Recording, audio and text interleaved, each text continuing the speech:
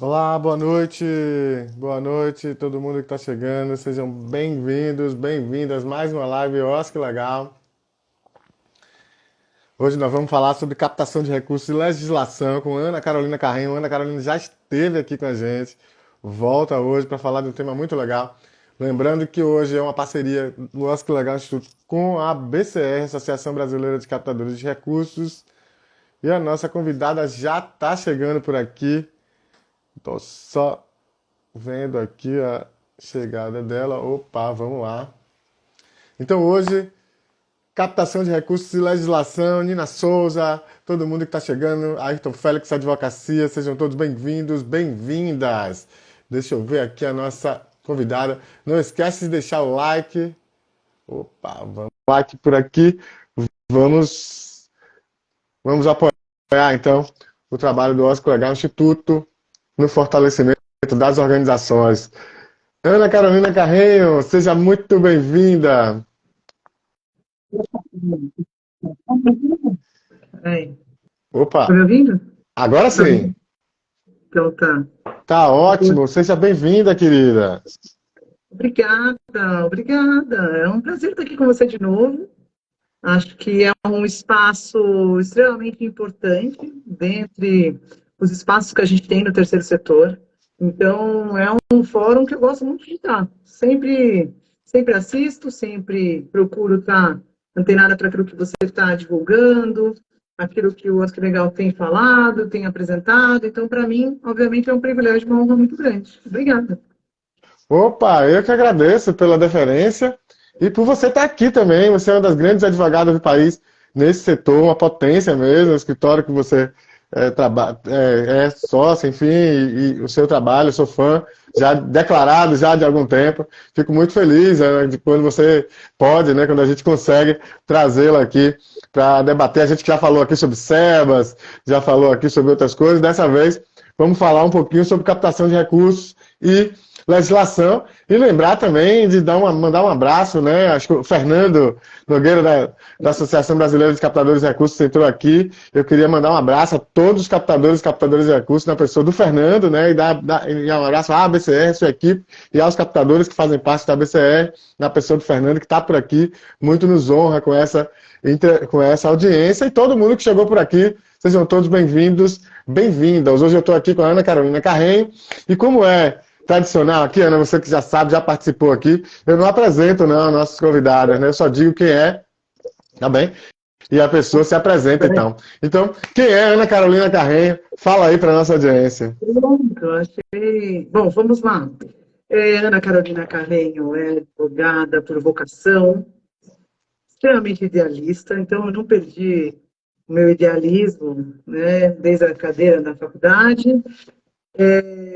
Eu sou muito feliz por ser advogada, acho que a advocacia ela me realiza não só profissionalmente, mas como pessoa, porque a gente desenvolve uma atividade de meio que tem relevância pública, não é? O advogado é indispensável para a justiça, mas também a advocacia ao longo dos anos, e graças a Deus eu pude vivenciar essa mudança, principalmente no terceiro setor, é uma advocacia que tem um olhar para o cliente diferente da advocacia do passado, né? Então, hoje em dia, a gente tem um olhar para a organização, entendendo, compreendendo a lógica dessa organização, como ela funciona, entendendo aquilo que é aplicável ou não é aplicável, sem tirar a natureza dela, sem tentar fazer modificações que desnaturalizem a organização, né?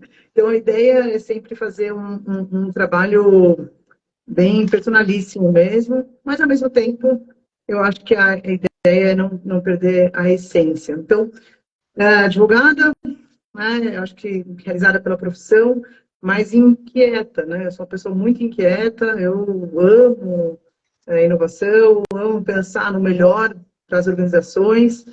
E uma outra palavra que talvez tenha muita relação com esses 20 anos, né, de trabalho é diligência, né? Eu não espero acontecer. Eu realmente, aqui no escritório, é um dos pontos que a gente tem como regra principiológica, né? A gente não espera acontecer, a gente já acompanha e prevê certas questões, até para que o cliente se sinta mais seguro. Então, a diligência é algo que eu acho que marca muito, assim. E também, eu acho que essa questão de sempre participar e me sentir útil enquanto membro da comissão, por exemplo, ou membro do conselho da BCR, membro de conselhos de outras organizações. Então, a gente faz um trabalho de aconselhamento profissional de entidades, onde a gente consegue trazer essa questão de estratégia. Então, eu acho que isso também faz muito parte da minha vida, e acho difícil assim, dissociar a questão da advogada, do terceiro setor, da pessoa, porque já faz muitos anos, né? Mas, por outro lado, isso também ajuda muito, porque a gente traz essa sensibilidade, traz um olhar muito pessoal para cada um daqueles que a gente trabalha. Olha, estou vendo aqui a Roberta também, só mandar um beijo para Juiz de Fora aqui, a Roberta. Enfim, estou vendo algumas pessoas estão entrando aqui, o Nailton, e, enfim, aproveitei aqui também para mandar um beijinho. Então é isso, Lucas, acho que eu sou uma pessoa muito empreendedora também, então eu gosto muito de quebrar paradigmas nesse sentido também, então, que eu puder contribuir, estou aqui à sua disposição. Opa, vamos sim. Que massa, que ótimo, Ana. Mais uma vez, muito obrigada por você estar aqui, né? Você que é, né, uma pessoa que eu admiro tanto e que vou ter a honra também, né, de dividir aí uma atividade lá no Festival da BCR. Mas não vamos adiantar, não. Vamos guardar um pouquinho essa informação. Vamos começar aqui. Eu já me empolguei, já me empolguei. Você sabe, Ana, que Tiano, que trabalha aqui comigo na minha assessoria de comunicação, tecnologia, ele já nem me informa as coisas antes. Quando a gente faz sorteio, ele só deixa para me falar o nome no final, porque chega no começo eu já solto logo, estraga a surpresa, é um negócio sério. Então, vamos segurar um pouquinho essa informação aí, daqui a pouco a gente fala. Vamos começar pela a história da captação de recursos, né? Uhum.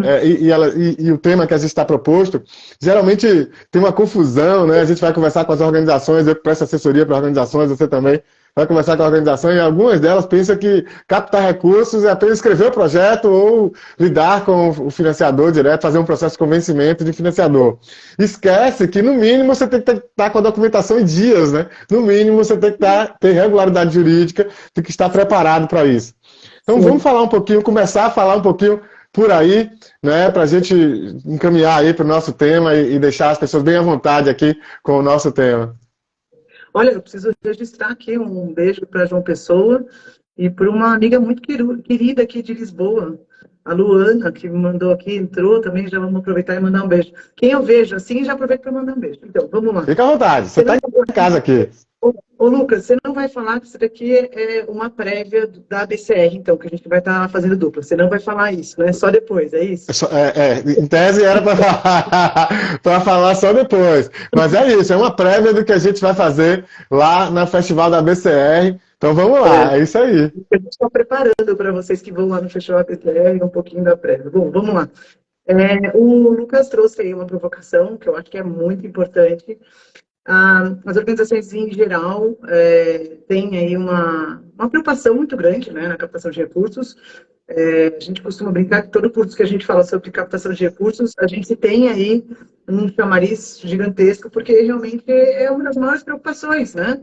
Então, o terceiro setor, ao contrário do segundo setor, né, assim, tem uma lógica de ter recursos através de doações, incentivo fiscal, uma prestação de serviço, né, atividade de geração de renda. E a captação de recursos, ela traz aí instrumentais para que a própria organização consiga desenvolver todas as demais formas também de captação de recursos. Então, a lógica que a gente vai trazer aqui, que quer discutir com vocês aqui, é justamente uma lógica antes, uma lógica prévia. Até porque eu e o Lucas, como advogados, o que a gente quer é que as organizações possam desenvolver todo o seu potencial de captação de recursos, né? Então, as organizações desenvolvem atividades das mais várias temáticas, né? E aí, nesse sentido, eu acho que a questão do foco também é importante, mas um dos aspectos prioritários é a gente entender que o instrumental, estatuto social, é indispensável, né? Então, o estatuto social, ele é ferramenta de captação de recursos, né? Eu tenho um amigo assim, um amigo muito querido que sempre falou isso, que é o Danilo Tisel, sempre falou isso em todas as palestras que a gente faz junto, e isso é algo que a gente tem que trazer aqui, né? Então, o Estatuto Social, ele é ferramenta de captação de recursos, não só nos recursos que a gente está captando via incentivo, mas eu acho que, no geral, como um instrumental indispensável. Então, vamos lá. O Estatuto Social, ele é a ferramenta.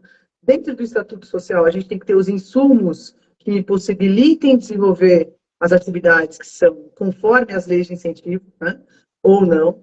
Então, a gente tem aí algumas organizações que desenvolvem atividades que são adequadas, né, de acordo com cada lei de incentivo, porque a gente tem leis de incentivo que são temáticas e a gente tem também incentivo fiscal, por exemplo, com base na Lei 13.019, né, ou na Lei 9.790, que é a lei do Miros, que é a lei das OCIPs. Né? Então, a gente tem o incentivo fiscal, que é com restrição, então, ou seja, eu uso para um projeto, ou eu tenho incentivo fiscal vinculado à causa. Então, só aí a gente já abre dois leques, né, de frentes para a gente pensar em relação à lógica do incentivo fiscal e como o meu estatuto social tem que estar preparado. Né?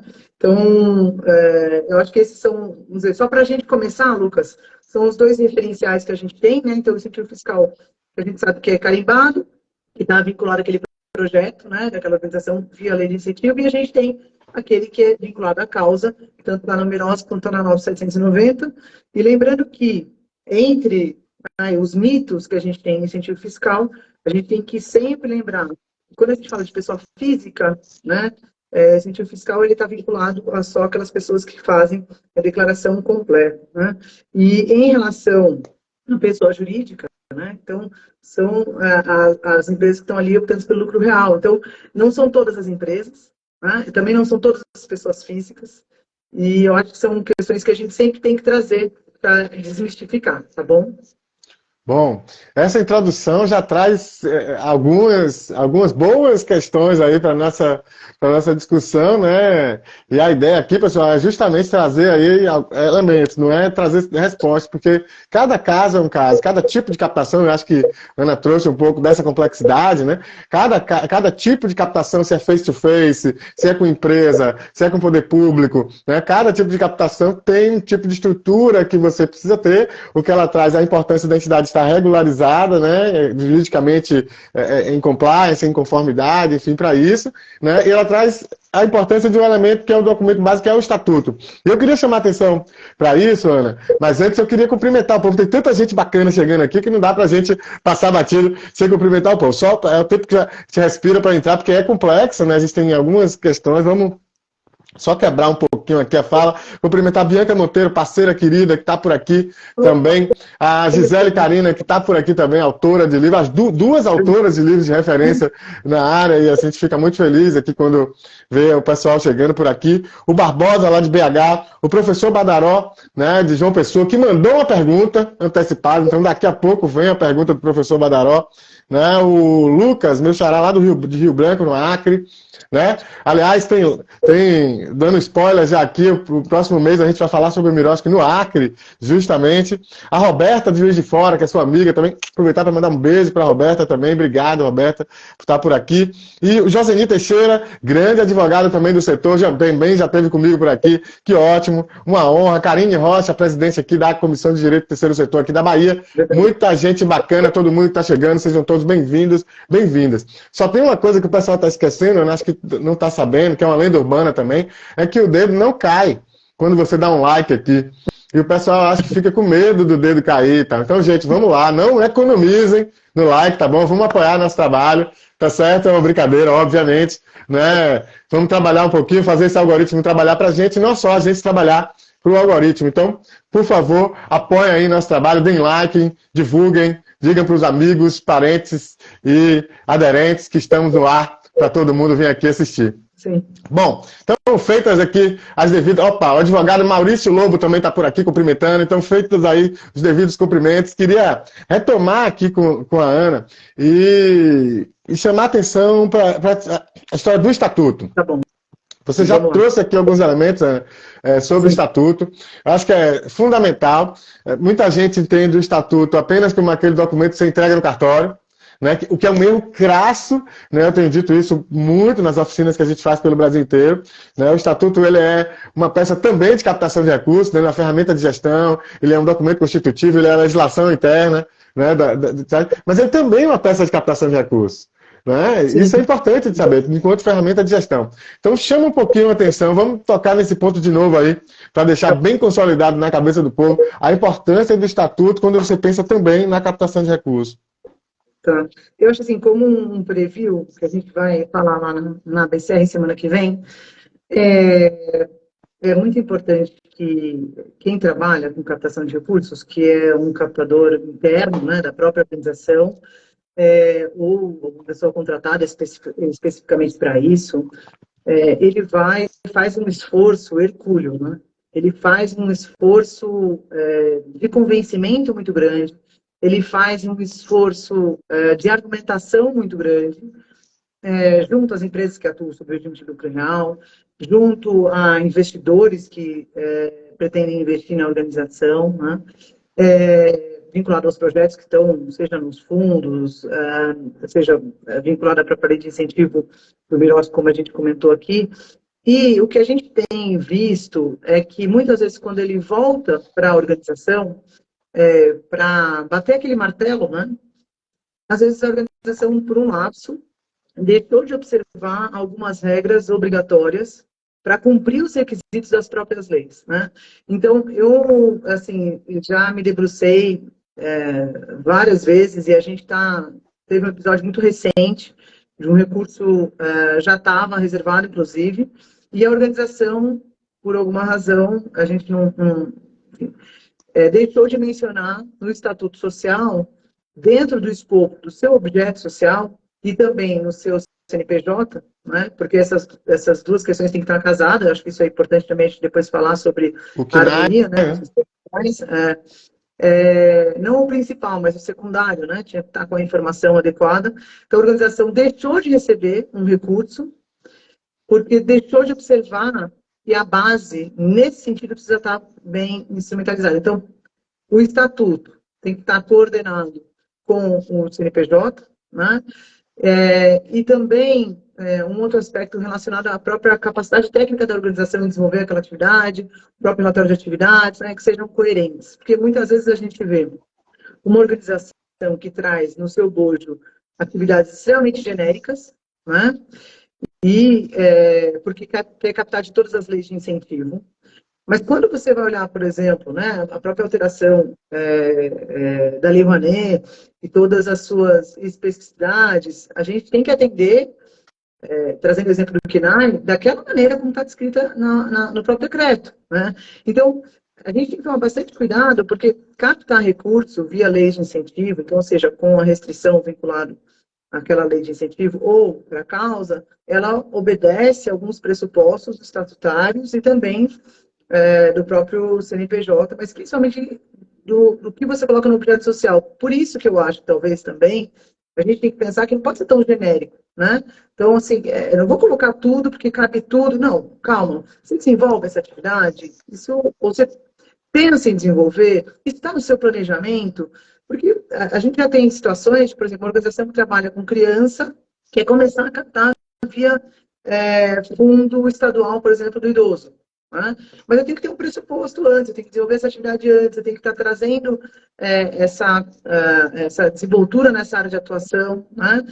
Então, o meu estatuto social tem que estar trazendo isso no bojo do seu objeto social. Lembrando que, quando a gente fala do estatuto, a gente está falando não só da finalidade, né?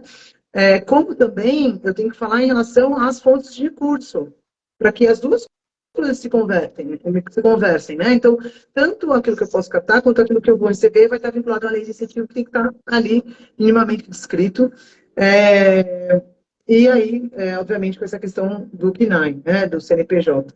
Lembrando que a gente não falou sobre isso, mas eu acho que é muito relevante, porque a gente vai tentar falar sobre isso lá na DCR também, é que a gente tem uma diversidade considerável também de leis de incentivo fiscal nos estados, né? Então, a gente normalmente foca nas federais, né? Até porque a gente conhece mais, mas a gente também tem leis específicas em cada estado e muitas vezes até no próprio município. Então, eu acho que esse mapa, né, esse mapa de mobilização de recurso, ele tem que considerar desde um espectro grande, então, quais são os aspectos gerais que eu posso trazer para a captação de recursos, até mais específico, né, para que a gente possa ter estratégias para cada uma dessas frentes e, inclusive, com o tempo, com o timing adequado, né, porque também ninguém consegue captar recurso sobre tudo, em relação a todas as atividades, e quem faz tudo, né, não faz nada, né? Então, assim, a gente tem que tomar muito cuidado, porque eu já peguei, fazendo capacitação para a prefeitura, né?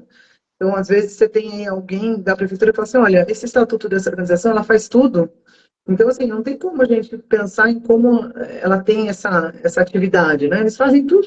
Então, a gente tem que ter muito clareza que a organização, precisa ter também esse histórico, precisa também buscar um foco na sua atuação, né? Então, acho que esse também é um recado importante, viu, Lucas? Muito bacana, são vários recados importantes aqui que você traz de uma forma muito bacana mesmo. Eu queria só lembrar, né? Eu lembrei duas coisinhas aqui durante sua fala. No primeiro evento da BCR, né, já falando até um pouquinho da festival da BCR, na primeira vez que eu cheguei, eu estava ainda meio inseguro, né? Porque eu sou advogado, não sou um captador de recursos mesmo. Então, quando eu chego, na primeira palestra, a captadora de recursos, a grande captadora de recursos, estava dizendo que a primeira dica que ela dá a um captador de recursos, seja ele interno, né, orgânico ou externo, contratado, é ler o Estatuto da Entidade. Quando ela disse, eu já vi, pronto. Tô em casa, então eu já não me senti mais um ET ali. Obviamente que eu não era um ET totalmente, porque eu tinha alguma familiaridade com o tema. Mas quando ela disse isso, eu disse, pronto, eu encontrei o link exato. Na primeira chegada, de cara, eu encontrei o link exato disso. É tudo que eu acredito, mas dito por alguém da captação, e não pelo advogado, né? Mas por alguém da captação. Eu achei fundamental essa fala. E uma outra coisa que me chama a atenção na sua fala é a questão da importância do CNAE. E olha, de novo, a importância da contabilidade estar próxima, né? E nós, para quem não está familiarizado ou quem não ouviu, eu fiz uma live aqui com a Daniela Marra, falando sobre o CNAE para as organizações sem fins lucrativos. Foi muito bacana, viu? Deu muitas dicas super interessantes para contadores que estão iniciando, para quem tá, né, para quem é advogado da área. Então, para como é que você problematiza isso, né? Eu mesmo tinha um parceiro que ele achava que aquele CNAE geral, ações associativas geral, ele era ótimo, porque ele resolvia tudo e você não precisava colocar mais nada, já que você tem ações associativas geral. E a Daniela disse justamente o contrário. Não, esse é o mais horrível, porque você diz tudo e não diz nada. É importante você definir com certeza e tal. Isso que você traz reforça bastante. Então, recomendo aí que as pessoas assistam também a nossa live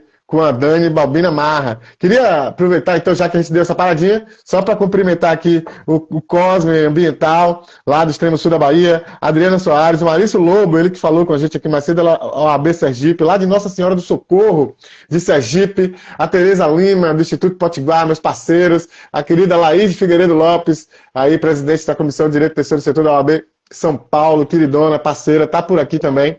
Né, muito honra aqui a sua presença. Então, o Daniel também, que está por aqui, acho que ele ia fazer alguma pergunta e não concluiu, enfim, mas sintam-se todos abraçados aí, sejam todos bem-vindos, bem-vindas, e não esqueçam, tá, de dar esse like, de curtir aí a nossa live e ajudar a gente também, fazer com que esse algoritmo trabalhe para a gente um pouquinho.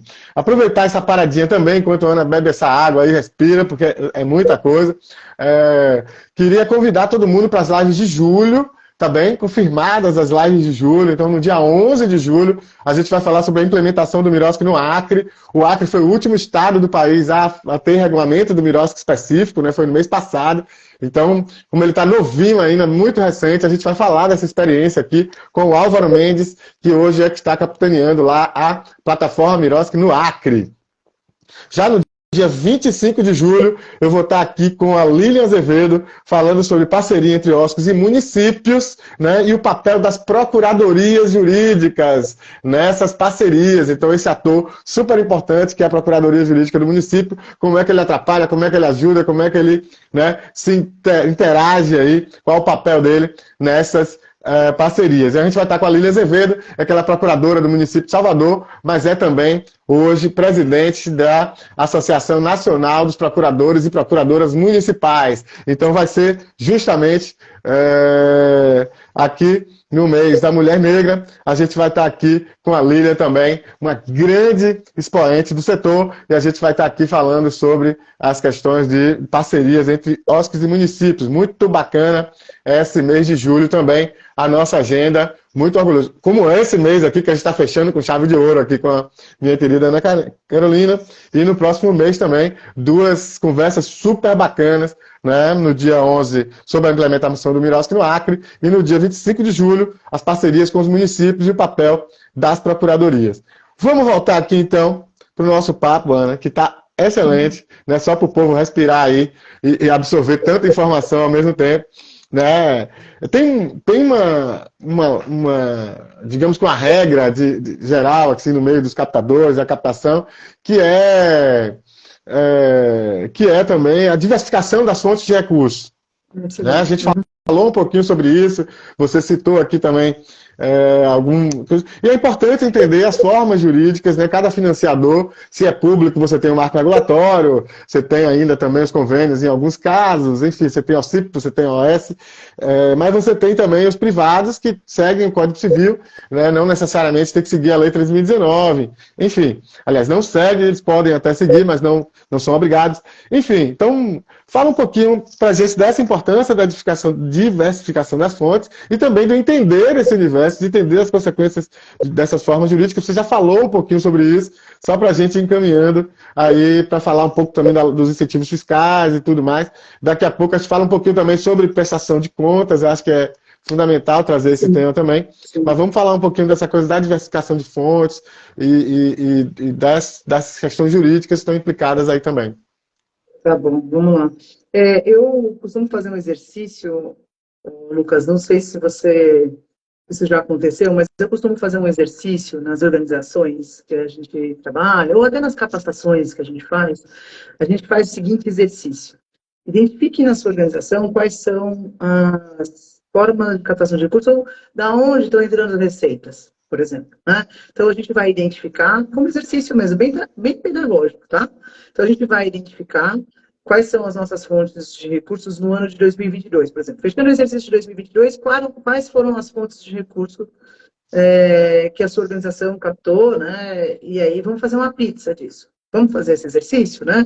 E aí a gente faz, e aí a gente consegue identificar onde é que existe, e se existe, uma dependência, né, de uma determinada fonte, por exemplo.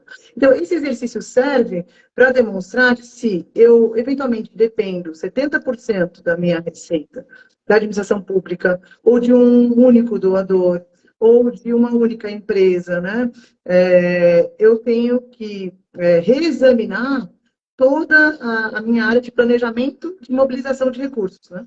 A gente já nem fala mais em captação só, a gente fala mais em mobilização, porque a gente envolve também os voluntários, né, e doações também através de serviços, porque a gente tem várias áreas de atuação que também prestam serviço pro bono, mas pensando em mobilização como um todo, é muito importante que a organização faça exercício, que é muito simples. Esse exercício, sim, é algo muito simplório mesmo, mas que mostra e que dá uma possibilidade de visualização para a gestão da organização. Olha, vocês estão com dependência na área aqui, por exemplo, com parcerias, né? Então, a gente tem aí 70% da nossa receita em parcerias. Ou então, de uma única empresa que foi instituída para a organização desenvolver sua atividade. Então, esse exercício é um exercício que eu faço corriqueiramente, inclusive, às vezes eu nem faço com a própria organização, eu já faço antes para demonstrar para ela. Porque, às vezes, você precisa ter um argumento de convencimento da importância da diversificação.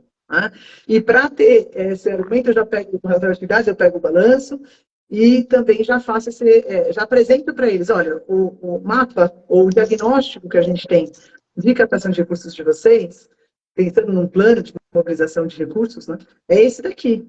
E a maioria das vezes, eles se surpreendem, né? Porque eles, assim, não visualizam o quanto que eles têm, às vezes, potencial, né? Porque às vezes você tem muito potencial para desenvolver em pessoa física, né? Às vezes tem muito potencial para desenvolver em projetos incentivados, mas você não está focando. Então, é muito importante que essa diversificação de fontes de recurso, ela fique clara para a organização, até para que dê legitimidade, né?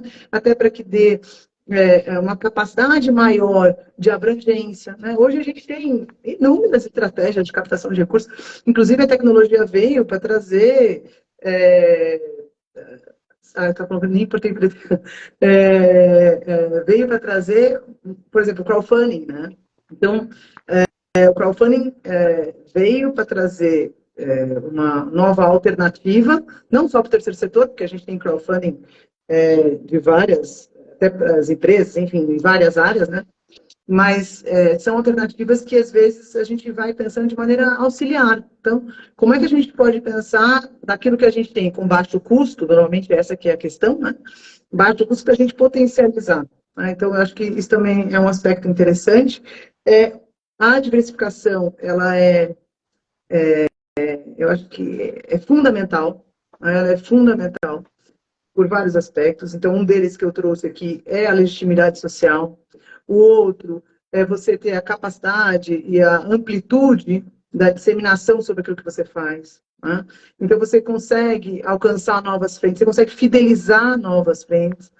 E eu queria só dizer aqui, só aproveitar a minha fala anterior, que o Lucas fez essa introdução, que a gente normalmente também faz e que prepara para a organização ter a documentação da captação de recursos sempre na mão, né?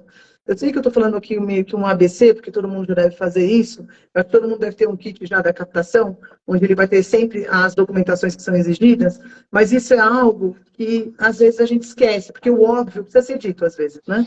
Então, esse kit de captação, a gente sempre prepara para que a organização possa, dentro daquelas leis de incentivo que fazem sentido, porque, veja, não adianta eu captar recurso, eu trabalho com criança, como eu dei o exemplo no começo, e aí eu vou, eventualmente, captar junto ao fundo do idoso, né? Dependendo do projeto, pode até fazer algum sentido eu falar sobre intergeracionalidade, né? Mas, dependendo do projeto, não vai fazer sentido nenhum. Então, até isso a gente tem que pensar para ver se realmente está dentro da sua área de atuação para não ficar tirando em várias frentes, né? E eu acho que cada vez mais esse é um cuidado que a gente precisa ter. Mas não sei se respondi a sua pergunta com clareza. Não, respondeu com certeza. Trouxe diversos aspectos aí para esse mesmo tema, né? Para esse mesmo olhar.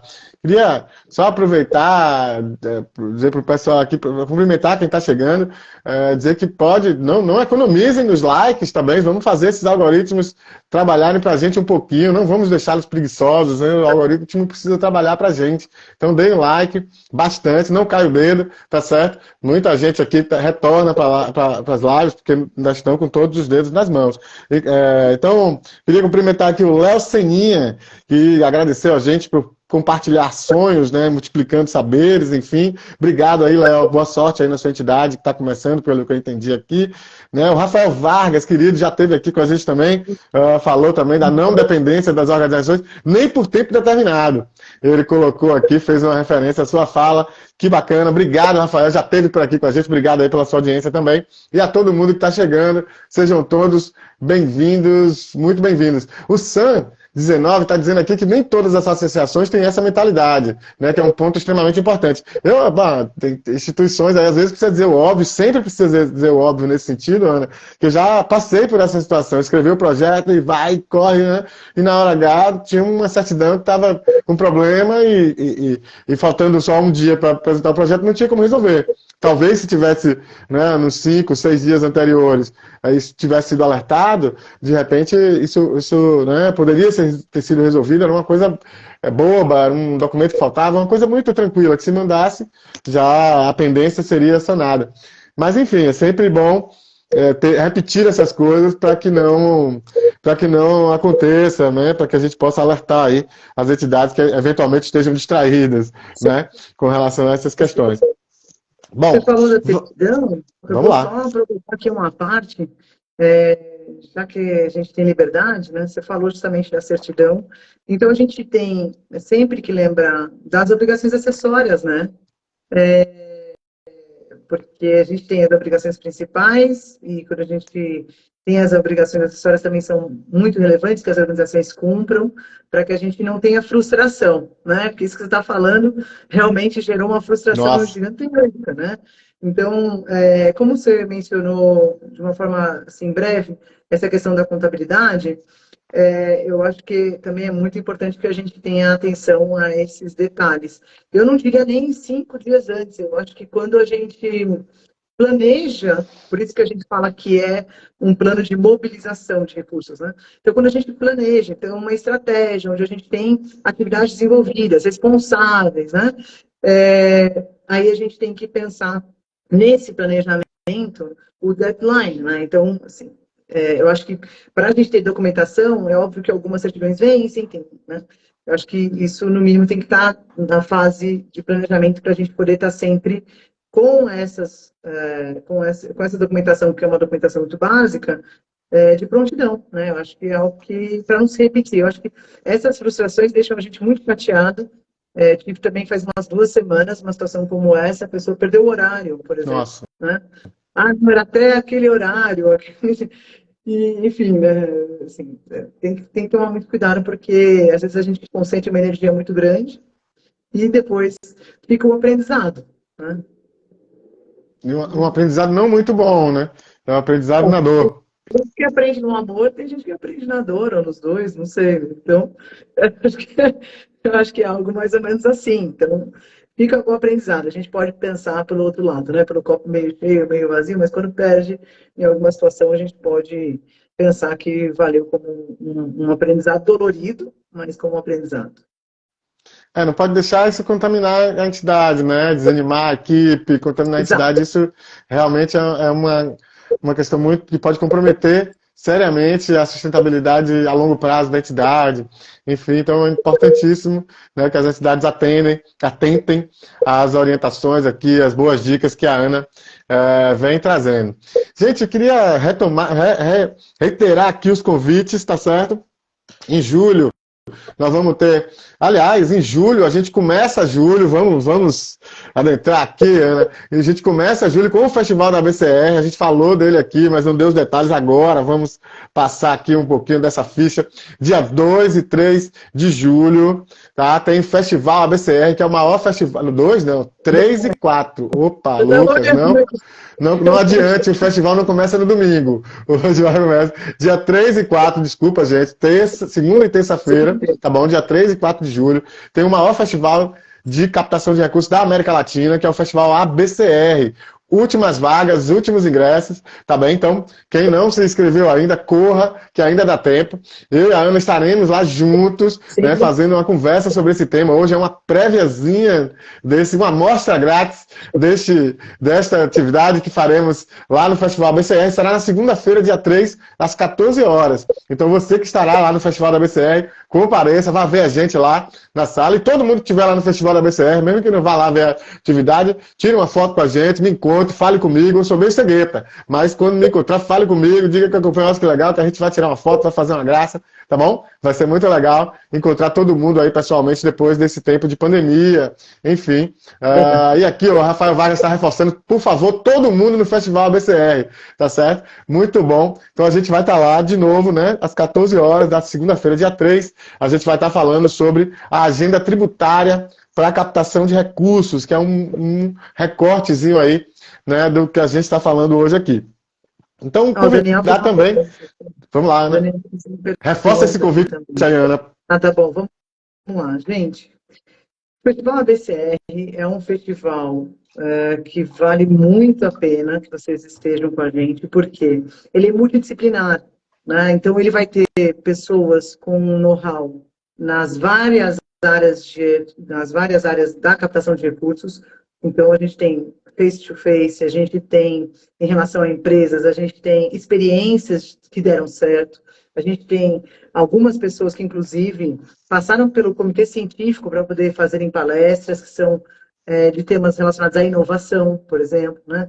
Temas relacionados a alguns gargalos da captação de recursos, e tem muita troca de experiência, tem muita troca de experiência. Eu acho que uma das coisas que a gente sempre leva dos festivais da ABCR esse networking, mas mais do que isso, a gente leva o compartilhar de experiência, a gente troca muita coisa, e depois do festival, os vínculos permanecem, né? Então, a gente todo ano encontra os colegas lá, a gente reforça também algumas questões de estratégia, o que está acontecendo, a gente se atualiza, né? Então, eu acho que como captação de recursos e suas várias matizes, vamos dizer assim, o Festival ABCR ele é extremamente completo, né? E aí, o Lucas, só para fazer um meia-culpa aqui para o Daniel, Vamos lá. Daniel, olha só, eu acho que toda organização, ela começa por um ponto de partida, né? Ela vai começar por uma atividade específica. Eu não estou dizendo aqui que a gente não tem que desenvolver novas frentes, mas toda frente que a gente for desenvolver, é importante que a gente parta justamente disso que você está colocando, de um planejamento estratégico, né? Então, se a gente desenvolve atividade com pessoa com deficiência, se eu desenvolvo atividade com criança, e eu vou querer desenvolver uma atividade agora com o meio ambiente, por exemplo, eu tenho que partir de algum ponto. Então, o meu ponto é o planejamento estratégico, né? Justamente o que você está colocando. Você pode, sim, ir para novas frentes, ir para novas formas de captação, né? Mas desde que você tenha um planejamento para isso, tá bom? Eu estou, na verdade, concordando com essa sua colocação aqui, que eu acho que é muito pertinente, viu? Obrigada. Muito bom. Queria, então, voltar aqui para o nosso roteirinho, Ana. Tem várias questões, várias, né? O tema ele traz diversos questionamentos, né? Porque para cada área, a cada lugar que você olha, para cada lado que você olha, tem questões que aparecem, né? Que se evidenciam. Então é super desafiador também. Queria trazer a questão da doação institucional também, né? A gente falou um pouco sobre incentivo, falou um pouco sobre doações, sobre captação de fontes diversas, enfim, mas a doação institucional, ela também tem, porque a gente sabe do ITCMD, que ainda se tributa a doação no país e tal, então não dá para a gente entrar aí nesse tema, né, que ele é complexo por si só, mas vamos falar só um tiquinho desse ponto, que sempre suscita muitas dúvidas, se o cara puder fazer se ele tem a doação em si, mas tem também, sei lá, o comércio de pequenas coisas, de um bazar, de uma coisa. Então, fala um pouquinho para a gente desses pontos, muito passando, é óbvio, a gente não vai conseguir destrinchar tudo isso, mas se a gente puder, pelo menos, dar uma palhinha disso, vai ser muito bom. Tá legal, vamos lá. Bom, doação é um tema apaixonante, não é estranho falar sobre isso, né? Não, é estranho falar, olha, doação é um tema apaixonante. Só sei no lugar do terceiro setor para a gente falar que doação é um negócio apaixonante. Mas vamos lá. O tema da doação, ele é muito importante, porque as organizações, elas não são como as empresas, né? Elas não têm a finalidade de lucro e, com isso, elas prestam os serviços ou o mote delas é a persecução do lucro. Pelo contrário, né? A gente tem uma lógica inversa. É óbvio que a gente deve desenvolver atividades que tenham superávit, né? A gente tem que desenvolver atividades de geração de renda, a gente precisa cada vez mais fomentar outras frentes, né, inclusive comercialização de produtos, né? A gente tem organizações que têm bazar, a gente tem organizações que têm atividades de prestação de serviço, e isso é maravilhoso, tem que fazer mesmo, né? Mas o importante é a gente entender que, quando a gente fala de doação, a gente está falando de uma legislação estadual, né? Então, cada estado tem uma regulamentação, a Constituição Federal trouxe para o estado, né, para cada um dos estados a sua competência, para a regulamentação do ITCMD. E, em função disso, o que a gente tem, né? A gente tem a lógica da organização pensar enquanto donatária, né? Então, quem recebe doação é a donatária, né? Então, a organização recebe a doação, então ela tem que pensar, bom, eu como donatária, eu posso ser o contribuinte, né? A grande maioria é contribuinte dos estados, tem só um estado que é o doador, ou quando houver um conflito, mas, enfim. Como é que eu me preparo para receber doação de um doador? e não causar para ele nenhum tipo de problema, né? Porque, veja, se houver alguma questão relacionada ao ITCMD, eu posso estar envolvendo de forma substitutiva quem doou para mim. Isso seria o pior dos mundos, né? Veja, o cara está doando para mim, eu ainda eventualmente posso causar algum tipo de constrição, algum tipo, né, de constrangimento para quem doa. Então, por isso que o ITCMD ele é tão importante para as organizações no país todo, né?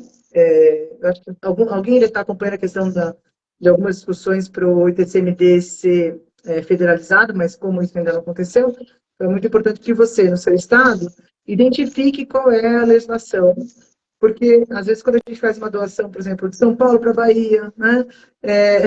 Cosme está perguntando aqui justamente da Bahia, você tem alguns conflitos, né? Porque, eventualmente, o estado da Bahia vai dizer que o contribuinte é o doador, né? E aí, de repente, não tem conflito com a legislação de São Paulo, e assim vice-versa. Então, por isso que o ITCMD, a gente tem que saber que quando a gente vai captar recursos, existe uma implicação relacionada ao tributo da doação, ok?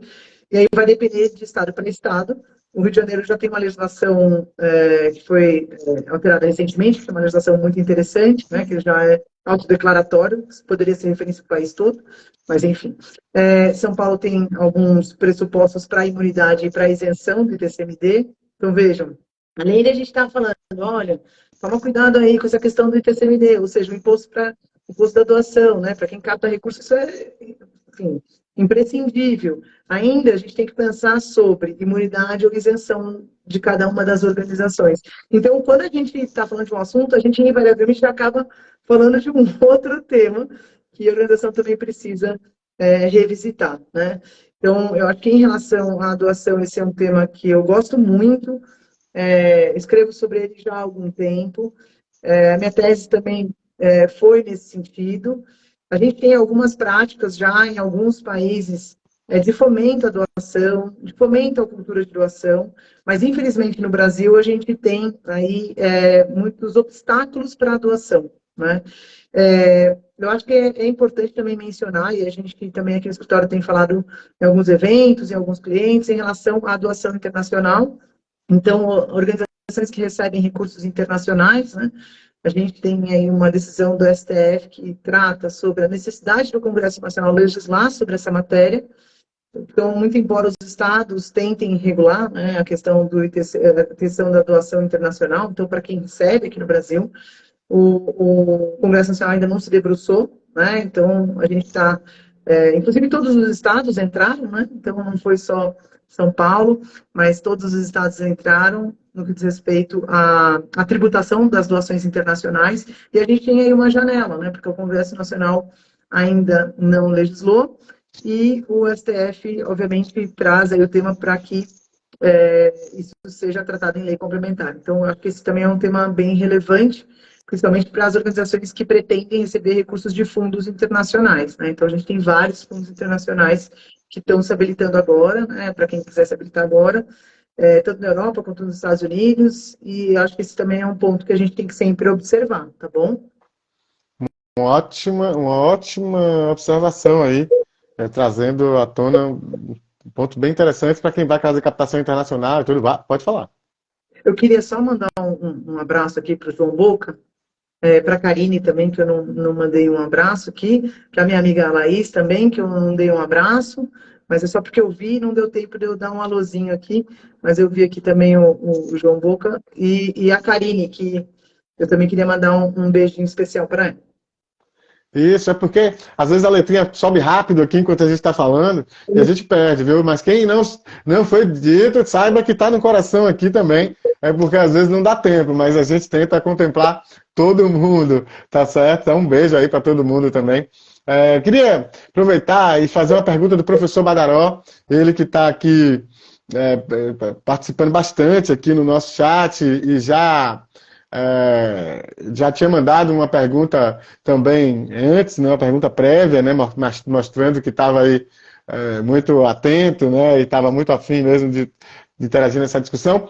Ele faz algumas perguntas, eu vou filtrar um pouquinho, porque uma parte dela tem muito a ver com a área contábil, né, de como registra, qual documento abre para registrar e tal, e a gente, como né, da área jurídica, acho que talvez a gente possa repassar isso aí. Badaró, entre em contato com a gente depois, não sei, está aqui, está tão por aqui. Então, você entra em contato com a gente no direct, que essa parte aí de contabilidade, certamente a gente vai ter um parceiro da área contábil para dar uma dica boa. Mas, de todo modo, eu trouxe aqui para a conversa com a Ana uma parte da pergunta que tem a ver com a questão jurídica, que é justamente o papel da organização, né, a postura da organização, digamos assim. Como é que esse recurso, ele, na verdade, está falando da Lei 3.019, né, da captação da Lei 3.019 de 2014, né, do artigo 84b, como esse recurso pode ser utilizado pelas organizações, quais os procedimentos, enfim, e se é restrição ou tem que ter um projeto específico para isso, vinculado ao seu uso. Então fala um pouquinho para a gente desse tipo de captação. Tá bom, acho bem pertinente, né, o que está sendo trazido. Então, vou começar do final. Primeiro, normalmente, quando a gente capta recurso via Lei 3.019, a gente, obviamente, fala para a pessoa que a gente tem alguns projetos, mas ele não está vinculado a uma formalização ou mesmo uma rigidez de um recurso que está vindo via administração pública. Então, a organização, ela vai captar recurso para a causa, mas normalmente o doador, ele quer saber, né, para que projeto, né? É óbvio que é muito mais flexível, porque eventualmente numa situação, sei lá, alguma questão adversa, pode haver algum tipo de mudança, né? Mas ele é muito mais flexível. Normalmente é uma doação modal, né? Uma doação com encargo, no sentido de que eu tenho que usar aquele recurso ou para um aprimoramento dos sistemas, né? Pode ser para alguma questão interna também, ou para desenvolvimento de algum projeto que eu já tenha, ou até para a compra de algum equipamento. Então, normalmente o doador, a gente tem um índice baixo de doador assim que doa de forma, como a gente chama de liberalidade, né? Então, ou seja, aquele doador que não tem aquele compromisso, ou que também não exige nenhum tipo de contrapartida, né? É difícil a gente ter esse doador assim recorrente, né?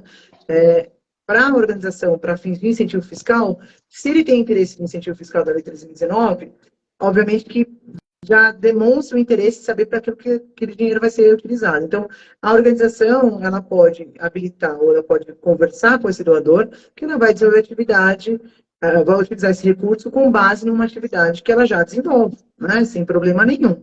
Ou para algo que ela queira incrementar, ou para uma reforma, né? Então, para quem trabalha com captação de recursos, tem várias formas da gente fomentar. Então, tem a captação de recursos capital, por exemplo, né? A gente tem aquela que é vinculada também à reforma, tem várias frentes de captação de recursos que não são vinculadas a projetos da administração pública, mas que a sua própria organização pode, com criatividade, pedir para receber uma doação vinculada à Lei 13.019.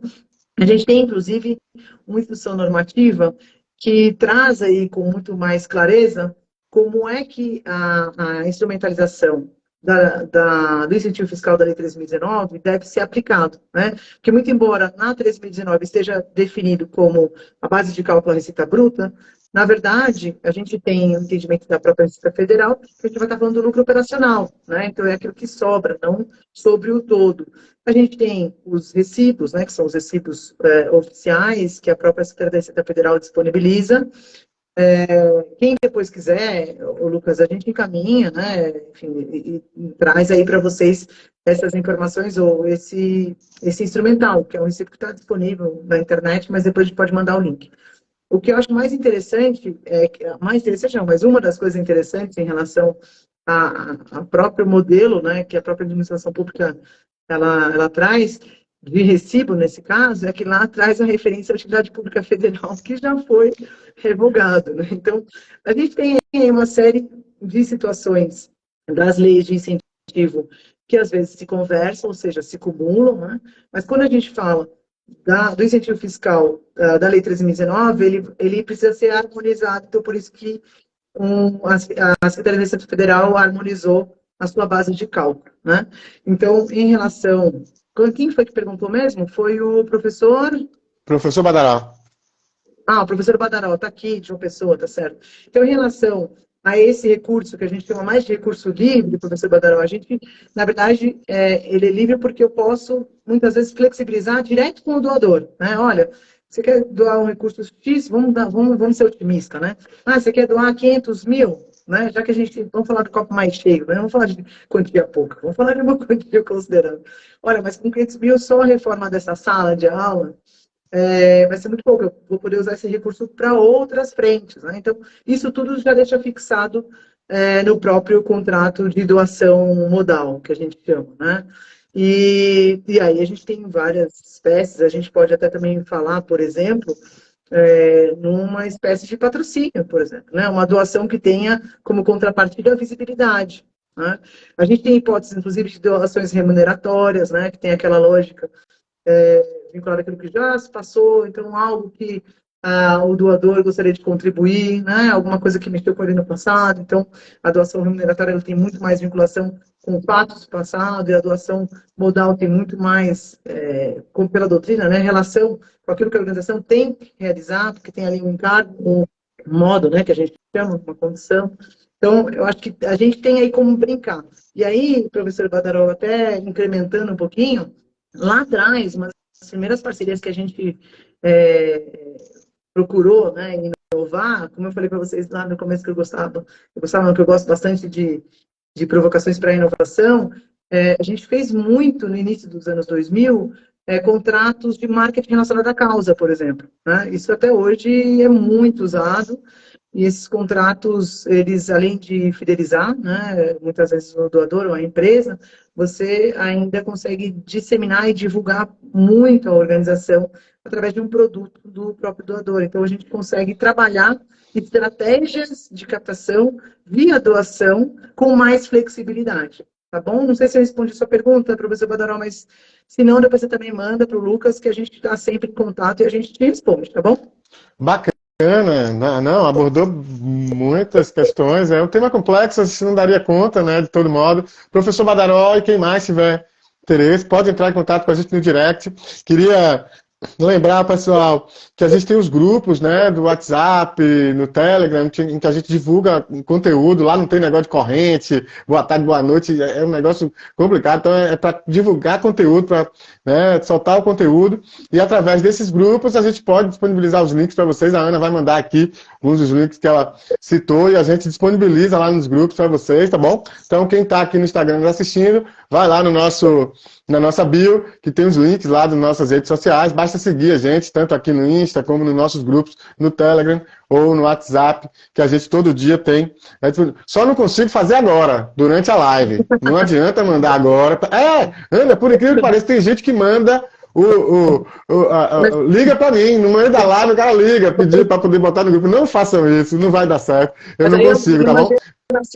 Aí é um problema geracional e de peopleware, né? Então, assim, deve ser, mas assim, não consigo. Enquanto eu tô na live, eu não consigo. Mas logo depois da live, eu coloco. Então, a Sol Araújo, querida amiga lá de Camaquã, da Fundação Hospitalar de Camaquã, um beijo para você. Tá dizendo aqui que o grupo é muito bom. Então, a Lúcia Conexão também perguntou qual era o grupo. Então, tem grupos no WhatsApp, grupos no Telegram. Basta você ir no nosso link aí na bio, que você vai achar, tá bom? Quem perguntou também sobre as lives, se elas ficam salvas. Sim, elas ficam salvas aqui no Instagram e elas também sobem lá para o nosso canal no YouTube, tá bom? Então, quem não conseguiu ver hoje, vê todo, pode rebobinar a fita, né? Tá vendo, né? Outro termo que o pessoal nem vai saber do que se trata, né? Pode assistir novamente e rever as questões, tá bom? Então, lá no nosso canal no YouTube e aqui no Instagram também. Queria aproveitar para convidar todo mundo, antes da nossa pergunta saideira aqui para Ana, queria convidar todo mundo para as lives de julho, tá bom? Dia 11 de julho, implementação do Miroski no Acre. A gente vai estar aqui com o Álvaro Mendes. O Acre recentemente soltou aí o seu regulamento específico do Miroski. Então nós vamos falar um pouquinho sobre essa mobilização lá no Acre com o Álvaro Mendes, a implementação do Miroski no Acre, dia 11 de julho, é uma terça-feira, 18 horas. No dia 25 de julho, a gente vai estar aqui com a Lília Azevedo, falando sobre a parceria das organizações da sociedade civil com os municípios e o papel das procuradorias jurídicas nessa discussão. Então, muito boas expectativas para as lives de julho também, né? Temos certeza que vai ser, mais uma vez, de altíssimo nível. Eu queria, Sim, com então, certeza. com certeza. Finalizar aqui. Eu costumo dizer, Ana, que eu sou um privilegiado. Estar nesse lugar, mais do que estar aqui, né, lidar com tantas pessoas queridas e tantas pessoas competentíssimas e tanta gente que está contribuindo firmemente com o setor, e eu poder trazê-las aqui, ter esse espaço e poder fazer com que essa informação chegue a tantas pessoas no Brasil inteiro, dirigentes de pequenas organizações. A gente recebe cotidianamente as pessoas dando um retorno dessa informação, de como foi importante por isso ou por aquilo, e é uma felicidade muito grande, e poder tê-la aqui também, obviamente, né? Então, queria fazer uma pergunta que, né, básica, que a gente já está chegando no nosso final. A gente falou sobre tudo isso, né, mas tem tudo essas questões de captação, etc., tem impacto na captação de recursos. E na nossa conversa prévia, você falou, olha, a gente precisa também, pelo menos, passar ou chamar atenção para a questão da captação de recursos. Então, fala um pouquinho para a gente de tudo isso, de toda essa conversa, como é que essas coisas se reverberam na captação de recursos das organizações. Tá bom, vamos lá. Eu acho que o aspecto jurídico, ele é um fator importante, porque se a organização não estiver preparada juridicamente, muito embora o captador seja extremamente competente, o recurso não vai entrar, o recurso não vai chegar. Então, hoje, quando a gente estava discutindo, né, Lucas, a gente também até ia falar um pouco sobre prestação de contas, mas depois a gente pode marcar e falar melhor sobre isso, mas o que eu acho que é muito importante é que o jurídico, como eu até falei no começo, ele é uma atividade meio preparatória para que a organização possa ter possibilidade de captar recursos. Então, o Estatuto Social, como a gente falou já no início, né, um regulamento interno, muitas vezes, que instrumentalize as questões de compliance, de transparência, né, que traga aí as informações relacionadas a aspectos de accountability da organização. Então, a gente tem aí uma série de instrumentos que são importantes e que são jurídicos, né? Vamos dizer, em sua grande maioria são jurídicos, que vão servir para dar um conforto para a organização, para dar preparo para a organização, captar um recurso dentro daquela fonte que ela pretende. O planejamento de mobilização de recursos, vamos dizer, ele é acompanhado também desse tipo de informação e de documentação, e que muitas vezes a gente deixa por último, porque a gente confunde, né? A gente fala até muito burocracia como algo negativo, mas o jurídico ele não é para isso. Né? O jurídico não é para criar obstáculo. O jurídico é justamente para evitar obstáculo. Então, por isso que quando a gente fala na importância do Estatuto Social, não é retórico, não é algo assim, vamos dizer, abstrato. Não, não é. O seu Estatuto tem que estar lá com os insumos necessários para que a gente possa não só ter efetividade na captação de recursos, né, para evitar frustrações que a gente já falou, como também questões muitas vezes de fiscalização. Né? A gente tem uma série de organizações, por exemplo, que recebem visitas técnicas relacionadas até aspectos de fundos, por exemplo, né, previamente para poder habilitar um projeto, que o aspecto estatutário é extremamente importante. Então, eu acho que só para arredondar a nossa conversa da tarde, e aí também fechar um pouco daquilo que a gente falou hoje, que foi bem superficial, mas acho que foram pinceladas daquilo que a gente vai querer aprofundar lá na BCR, na segunda-feira, às 2h, né? Para deixar claro que nós vamos estar lá às 2h, justamente a importância do jurídico no preparo para dar segurança, para que a organização capte, e também quem doa tenha segurança. Acho que isso também é um aspecto muito importante. A gente não quer gerar nenhum constrangimento para quem doa para nós e ter os instrumentais adequados. Né? Então, a gente falou do estatuto, a gente falou do próprio recibo da Receita Federal, a gente falou do regimento interno, a gente falou dos instrumentais internos de compliance. Então, acho que é um conjunto para dar esse conforto que a organização precisa, e não precisa ser assim, algo, né, homérico, nem nada apoteótico. Né? Eu acho que cada organização tem o seu tamanho e tem a coerência dos seus documentos que sejam proporcionais à sua atividade, ou, enfim, ao seu estilo, né? Também tem isso. Então, tem organização que quer um estatuto mais formal, tem organização que quer sem juridiquês. Então, como a gente trabalha tudo dentro dessa temática, justamente nesses instrumentais. E aí, só para dizer que para não deixar passar, a gente vai falar sobre isso lá no Festival da PCR, mas a prestação de contas, seja ela para doadores privados, seja ela para captação de recursos via incentivo fiscal, ela começa quando a gente começa a captar recursos, né? Então, a gente só tem que tomar cuidado para não achar que a prestação de contas ela vai começar só no final. Não, a gente vai começar o projeto, a gente já pensa e a gente já começa a colocar no papel o que a gente vai precisar para a prestação de contas, né? Não vamos deixar por último. Então, normalmente, quando a gente está em algum projeto de lei incentivado, a gente já está colhendo aqueles documentos que são importantes para as entregas trimestrais, semestrais, né? Então, de documentação, até para poder receber o recurso. Então, eu acho que é muito importante a gente também focar na conversa, né, no diálogo interno da organização. Então, o GT, né, um grupo de trabalho, nem que seja temporário, né, de captação de recursos ou de mobilização de recursos, conversar a quem trata de prestação de contas, quem trata da escrita do projeto, quem trata da captação dos recursos, para que a gente possa ter aí, vamos dizer, arredondar toda essa iniciativa que a organização vai fazer, o que ela planeja fazer.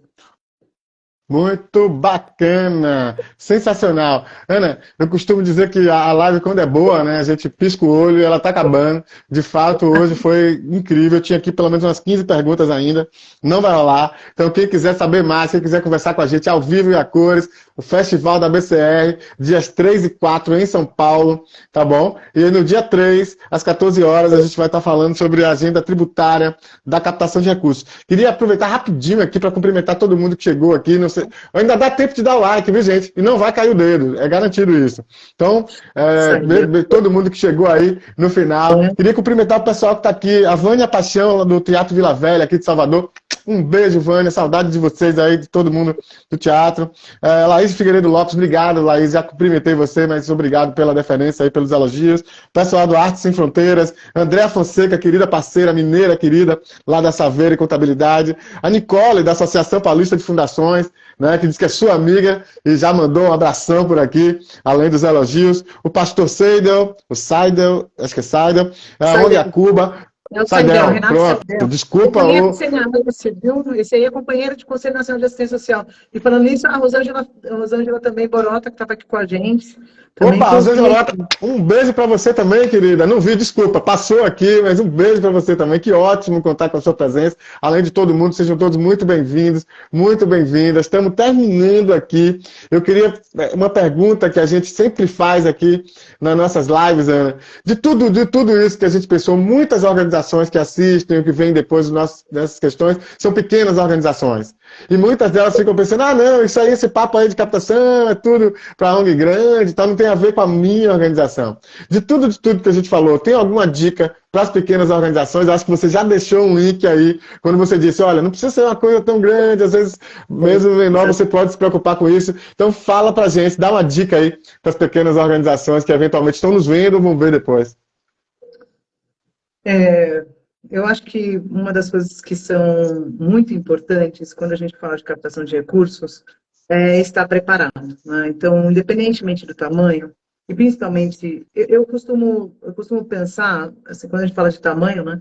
A organização pequena, muito embora ela tenha aí muitos desafios, ela também tem muitos potenciais, porque ela tem possibilidades de ter mais articulação no que diz respeito à sua própria mobilização, né? Então, ela tem aí muito mais flexibilidade de governança, muitas vezes, muito mais possibilidade de tomada de decisão com agilidade, né? Então, às vezes, uma organização muito grande vai depender de muitos departamentos para poder discutir a viabilidade ou não de uma fonte, de um incentivo. A organização pequena, não, ela está ali definida dentro de uma estratégia. Então, eu acho que, por ser pequena, a gente não pode também ser tímido, né? Então, eu acho que organizações pequenas, mais eficientes, às vezes conseguem potencializar e serem muito eficientes, né? Então, eu acho que essa questão do porte, para mim, é muito importante, porque a gente trabalha com muitas organizações pequenas que dão um show assim, na organização interna, dão um show relacionado à busca, né, de um compliance, mesmo que seja, né, focado ali para ela, que é uma organização diminuta. Mas em relação à captação de recursos, tem um estatuto redondinho, né, um estatuto de acordo com aquilo que vocês estão pensando em fazer. A gente não tem um planejamento estratégico, né, assim, tudo bem, mas vamos pensar naquilo que vocês já desenvolvem daqui a 5 anos, a gente só precisa disso, né? Então, eu acho que a construção de um estatuto social conciso, né, adequado, eu acho que ajuda muito a organização pequena, né, porque demonstra também, dentro do seu universo de captação de recursos, um preparo muito grande para quem doa. Né? E eu acho também, aí não vou entrar fora da minha área, que é a área de comunicação, né, que é site, ter relatório de atividades, né, eu acho que são várias frentes que a organização pode ter um olhar um pouquinho mais cuidadoso, apesar da gente também contar com voluntário. Eu acho que esses voluntários trabalham com o coração, muitas vezes eles fazem serviço voluntário de site, por exemplo, né, de uma boa disseminação também via rede social. A gente tem muita gente boa para ajudar, principalmente nas organizações pequenas, mas o estatuto social, ele não precisa ser complicado, ele não precisa ser complexo, para vocês desenvolverem com eficiência e com sucesso que vocês precisam desenvolver. Eu acho que o estatuto realmente é uma ferramenta que, já que tem que dizer uma, né? Porque eu gostaria de falar um monte aqui. Então, se deixar, eu não falo um monte aqui. Mas eu acho que o nosso recado de hoje é realmente a importância do estatuto social para a captação de recursos, né? Acho que talvez isso fique aí marcado para que a gente possa trabalhar dentro das pequenas organizações.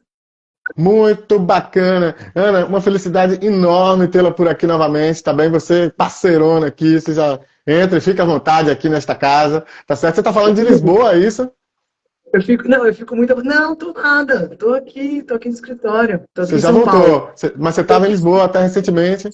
Sim, tava. Tô fazendo doutorado em Lisboa, então é de cá para lá, de lá para cá. Agora eu já tô mais aqui. Mas no começo era mais de cá para lá, de cá para lá, enfim. Mas agora eu tô mais aqui e o escritório todo está aqui para atender a todos do Brasil todo, né? Isso a gente já veio com a pandemia, a gente ficou agora mal acostumado, né? Com a pandemia, a gente quer ficar mais no escritório. Mas eu gosto de fazer muita visita às entidades, eu sempre vou. E, enfim, é algo que me dá uma renovação, sabe? Me faz muito bem também conhecer cada um dos projetos não sei, me deixa, não sei se dá mais vivacidade, não sei se Sim, é a comida da creche, sabe? Porque eu amo as sim. comidas das creches que a gente vai visitar. Eu acho que, Muito assim, bacana. eu acho que é isso que nos alimenta, sabe? É a questão da relação com as organizações e eu acho que contribuir para o trabalho delas. Quando a gente percebe a transformação e a possibilidade mesmo de fazer diferença nas organizações, isso nos renova. Isso faz muito bem também.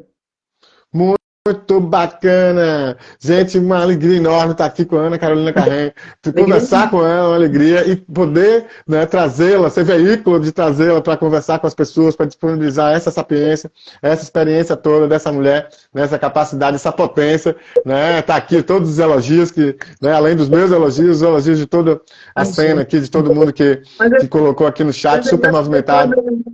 Viu? Não vale. Tem muito amigo aí, não sei se está valendo, não. Então, com certeza, tem os amigos e tem também as pessoas que estão por aqui e que estão elogiando. Eu fico com uma felicidade sem tamanho, né, de poder recebê-la por aqui. Queria então reforçar, julho, estaremos aqui de volta dia 11 de julho falando sobre a implementação do Miroski no Acre, com o Álvaro Mendes, lá da plataforma Miroski Acre, ele que está capitaneando lá a mobilização toda pelo Miroski. Lembrando que o Acre adotou então o regulamento do Miroski em maio, então quentíssimo aí para a gente poder conversar essa história. E no dia 25 de julho, a gente vai falar sobre a parceria entre organizações da sociedade civil e municípios e o papel das procuradorias jurídicas, com a Lília Azevedo, que é da Associação Nacional dos Procuradores Municipais. Teve um rapaz aí que perguntou o que era Miroski. Querido, tem um monte de live aqui na nossa rede sobre o Miroski. Tem lá no nosso canal no YouTube também. A gente vai ter o maior prazer se você quiser entrar em contato, né, e saber mais do nosso material, das coisas que estão circulando, tá bom? Então é isso. Ana, muito obrigado. Faça aí suas honrosas despedidas. A gente já estourou o tempo. É isso aí. Eu estou sem relógio, então eu estou confiando em você, por isso. Então é isso. Obrigado você, Ana. Obrigado a todo mundo que está por aqui. Né? Foi muito bom contar com todo mundo por aqui. Né? Uma alegria enorme. Então, a gente se encontra pessoalmente, então, dia 3 e 4, no Festival ABCR, em São Paulo, e no dia 11 e no dia 25 aqui nas lives. É isso aí. Grande abraço e até a próxima. Tchau, tchau.